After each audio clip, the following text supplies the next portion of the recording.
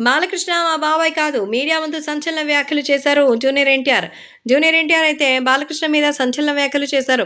నాకు నందమూరి బాలకృష్ణ బాబాయ్ కాదు అంటూ చెప్తున్నారు. ప్రస్తుతం బాబాయ్ కాదు అనంటే ప్రస్తుతానికి కాదని మాత్రమే అర్థం. దానికోసం లేనిపోని అపార్థాలు తీసి మళ్ళీ ఇంకెక్కడికో వెళ్ళొద్దు అంటూ చెప్తున్నారు.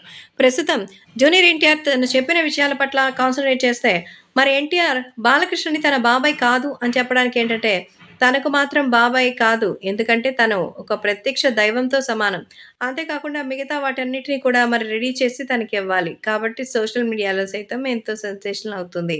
అలాగే అభిమానులు కూడా వీటికి సంబంధించిన విషయం తెలిసి ఎంతగానో షాకింగ్‌గా ఉంటారు. కాబట్టే సోషల్ మీడియాలో సైతం ఈ విషయం సెన్సేషనల్‌గా మారుతోంది.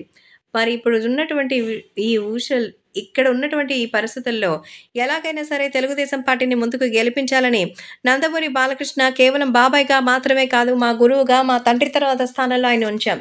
కాబట్టి మీ బాబాయ్ అంటూ ఆయన గురించి మమ్మల్ని కంపేర్ చేసి, తక్కువ చేసి చూపించడం కరెక్ట్ కాదని ఎన్టీఆర్ అయితే స్ట్రాంగ్‌గా వార్నింగ్ ఇస్తున్నారు.